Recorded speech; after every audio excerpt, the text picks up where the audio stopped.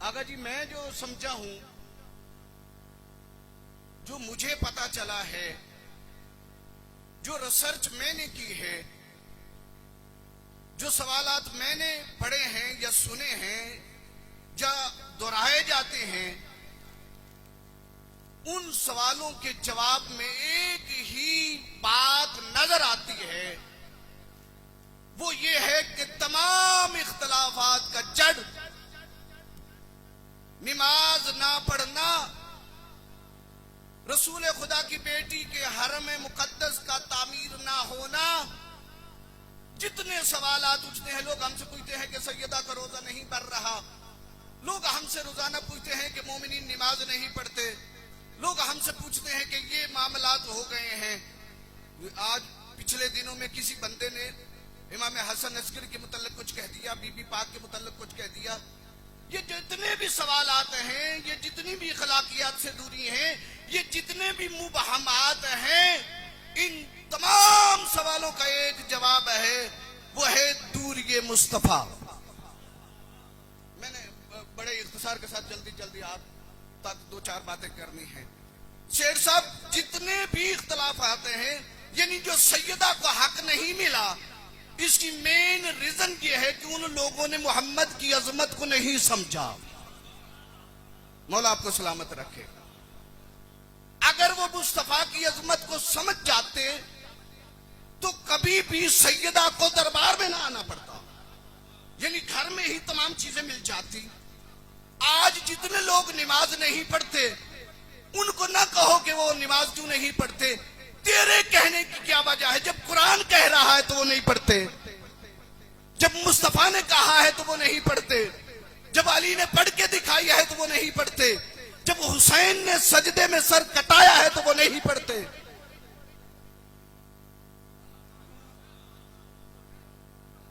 जब ये तमाम मामलात हैं, मैं जिस रिजल्ट पे पहुंचा हूं, फिर कह रहा हूं, मैंने जितनी भी रिसर्च की है, मुझे यही समझ आया है कि लोगों ने मोहम्मद को नहीं माना, लोगों ने मुस्तफा को नहीं समझा। बाबा जी, लोग मुस्तफा को समझ जाते तो मुस्तफा के मिंबर को भी समझ जाते, लोग मुस्तफा की गुफ्तगू को भी समझ जाते, लोग मुस्तफा के उठने को भी समझ जाते, लोग मुस्तफा के बैठने को भी समझ जाते, लोग हुसैन को भी समझ जाते, जिसे उठा उठा के मुस्तफा ने दिखाया था।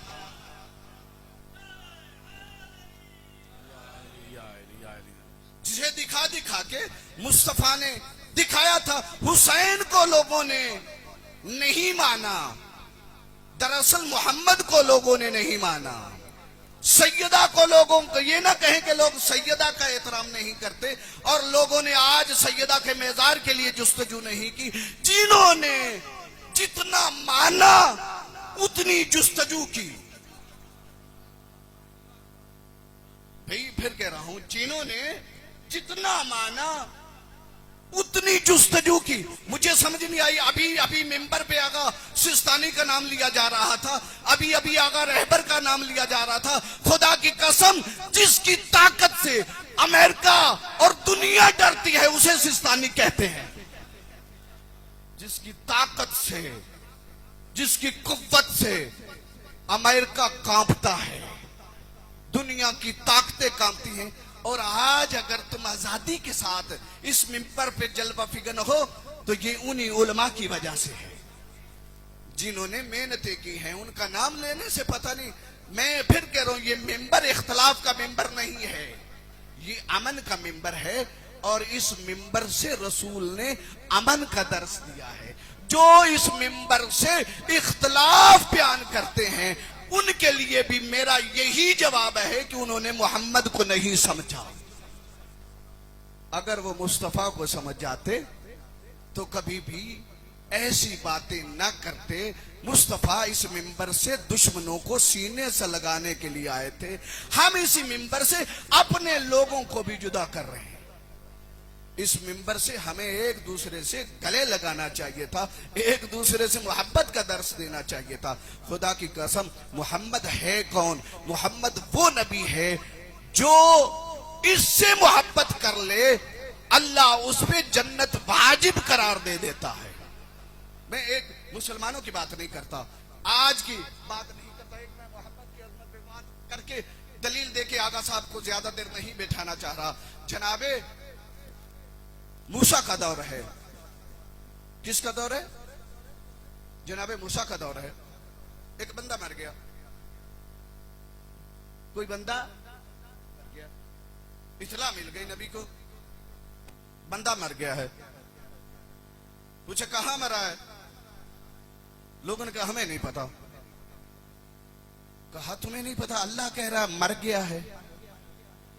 अल्लाह ने नबी को कहा है मेरा मुकर्रब मरा है।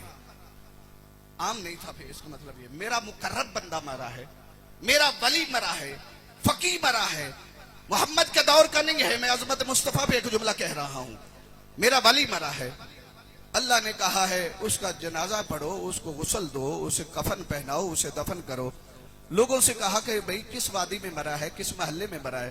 पर मैं उस मोहल्ले में एक बंदा मरा है और वो वली नहीं था, वो गुनहगार था, वो बदकार था, वो आसी था। उसके गुनाहों की वजह से शाह जी उसे गंदगी के ढेर में लोग फेंक के आ गए थे। अल्लाह के नबी ने कहा चलो मुझे वहां ले चलो जहां वो बंदा मरा है। अल्लाह का नबी गया, वहीं इत्माम किया, गुस्ल दिया, कफन पहनाया, कफन पहना के दफन किया। लोगों ने कहा कि अल्लाह का नबी हमें कोई इतराज नहीं, तूने दफन किया है, तूने कफन पहनाया है, तूने उसे दफन किया है, तूने उसे का जनाजा पढ़ाया है, हमें कोई इतराज नहीं। लेकिन एक सवाल का जवाब अपने खुदा से लेके दे दे, वो गुनहगार था, तेरा अल्लाह वली कह रहा है। जिसको जिसको समझ आए वो दुआ जरूर कीजिएगा। मूसा एक सवाल का जवाब दे बाबा जी। मूसा जैसा नबी कहता है, मूसा जैसा नबी कहता है कि मुझे नहीं पता, मैं अल्लाह से पूछता हूं, तुम्हें जवाब देता हूं। मैं रोक रहा हूं सामीन मोहतरम को, मुझे ये नहीं पता कितने बैठे हैं, लेकिन एक सवाल का जवाब दे दो। जब अल्लाह के नबी को ये इख्तियार नहीं कि अपनी मर्जी दीन में शामिल करे, और किसी बंदे को कैसे इख्तियार है?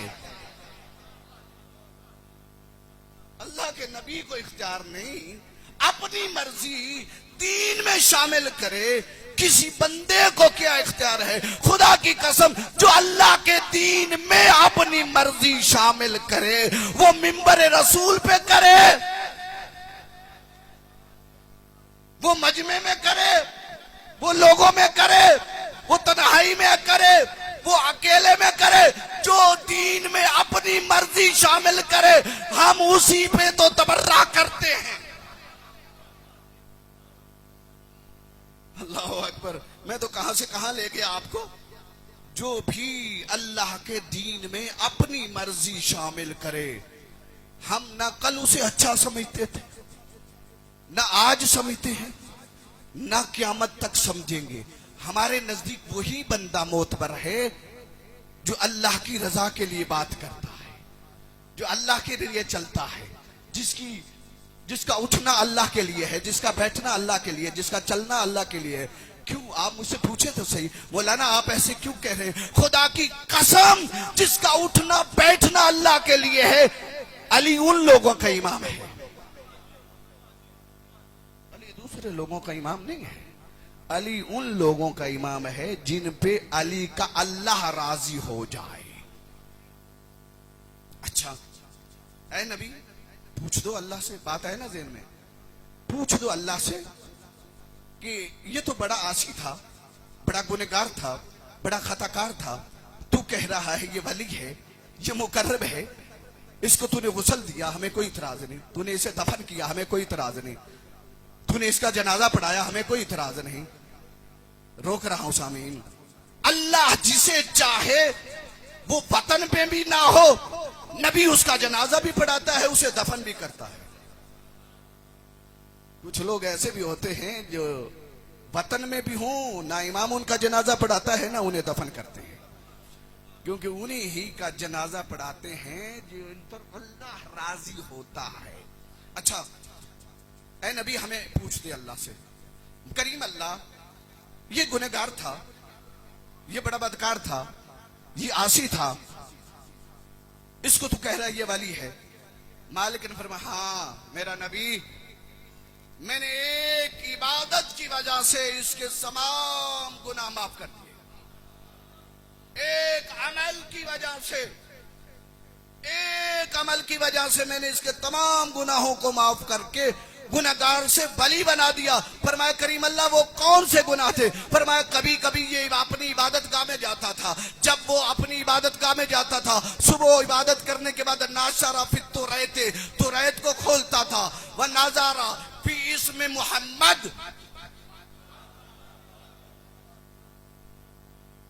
फरमा रहने साहब मोहतरम, कभी कभी अपनी इबादत गाह में जाता था, जब ये अपनी इबादत गाह में जाता था नाशरा खोलता था, फिर तुरैत को नाजारा फी इसमें मोहम्मद, मोहम्मद के इसम को देखता था, नाजारा नाजारा नजर करता था, देखता था, फिर इसमें मोहम्मद, मोहम्मद के इसम को, जब मोहम्मद के इसम को देखता था इसके दिल को सुकून मिलता था, इसके दिल को चैन मिलता था।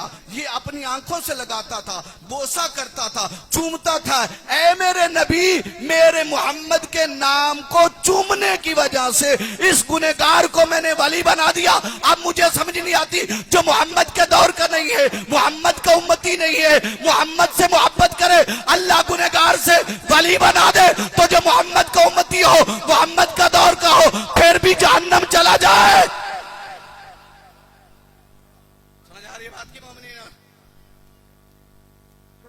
जहन्नम चला जाए। इसका मतलब है कि उसने मोहम्मद को माना ही नहीं है। शाजी इस बंदे जितना भी नहीं माना जिसने तौरात को, मोहम्मद ने अपनी मर्जी से कोई बात की नहीं, अल्लाह की रजा के लिए की है। मसलन शहनशाह नकवी एक जुमला कह रहे थे कि जिन्होंने मोहम्मद को माना अल्लाह ने उनको क्या क्या मकाम दिया, और जिन्होंने नहीं माना उनको क्या क्या मंजिल मिली। वो फरमा रहे थे कि एक दिन जब ये कुरान की आयत नाज़िल हुई ना कि नबियों के घरों का एहतराम करो, किसका? नबियों के घरों का एहतराम करो। ये नबियों के घर हैं, इनका एहतराम तुम्हारे लिए जरूरी है। बड़े आराम से जुमला आखिरी कहकर भाई को मेंबर दे रहा हूं, नबियों के घरों का एहतराम करो। किसी सहाबी ने खड़े होकर कहा कि या रसूल अल्लाह, जिन बयूत के एहतराम का आप कह रहे हैं, क्या उनमें से ये जो सामने घर है, क्या वो नबियों का घर था? किसका घर था? इशारा करके एक साहबी ने कहा कि या रसूल अल्लाह, ये जो सामने घर है, क्या ये उन घरों में से है? ये जुमले हैं, क्या ये भी उन घरों में से हैं? इनका एहतराम भी उतना है। रसूल खुदा ने तबस्सुम फरमाया, तबस्सुम फरमा कर कहा, सुनो, अली के घर के मुतल्लिक पूछ रहे हो कि ये उन घरों में से है? फरमाया ये उन नबियों के घरों से अली का घर अफजल है।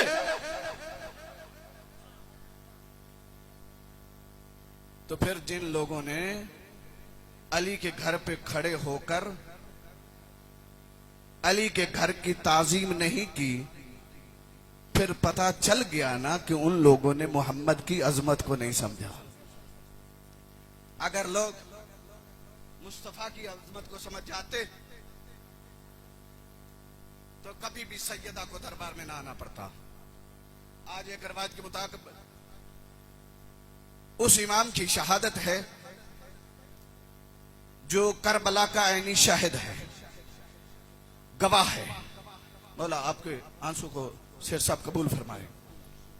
और ये वो इमाम है, एक जुमला कह के भाई को मेंबर दे रहा हूं, मुझे वक्त का बड़ा एहसास है। दिल तो था कि अजमत मुस्तफा पे चार बातें और करता, लेकिन वक्त में गुंजाइश नहीं है। मैंने कहा आज उस इमाम की शहादत का दिन है जो करबला के तमाम वाक़े की गवाह है, यानी पांचवें इमाम मोहम्मद बाकर अलैहिस्सलाम। एक मर्तबा इमाम मोहम्मद बाकर से इमाम जाफर सादक ने पूछा कि मैंने आपको कभी भी तबस्सुम करते भी नहीं देखा। मुस्कुराना तो दूर की बात है कि मैंने कभी भी आपको हंसते तबस्सुम करते भी नहीं देखा। अल्लाह अकबर, क्या जुमले कहे इमाम ने। इमाम ने फरमाया, बेटा जो करबला के हालात मैंने देखे हैं, कभी तू भी देख लेता, कभी तबस्सुम ना करता। यानी जिस अंदाज में करबला को मैंने देखा है, अगर तू भी देख लेता तो कभी तू भी तबस्सुम ना करता है। यानी ये ऐनी शाहिद हैं। और जिस कैद खाने में सैयदों को कैद किया गया, ये दोनों इमाम कैद खाने के बाहर तशरीफ फरमा है। और इमाम सज्जाद अलैहिस्सलाम अगर कमर सीधी करते थे, बाज रवायात के मुताबिक, तो इमाम मोहम्मद बाकिर का गला दब जाता था। और इमाम फरमाते थे, बाबा मुझे बड़ी तकलीफ हो रही है। यानी इस अंदाज में इन दोनों इमामों को कैद किया गया। और जिस कैद खाने में थे, ये पहले कैद खाना नहीं था। बड़े आराम से जुमला कह रहा हूं। इमाम मोहम्मद बाकर अलैहिस्सलाम, दोनों इमाम कैद हैं एक कड़ी के अंदर। और एक घोड़े सवार आए, इमाम सज्जाद अलैहिस्सलाम से कहते हैं कि ऐ ज़ईफ, इस बच्चे को बेचना चाहता है।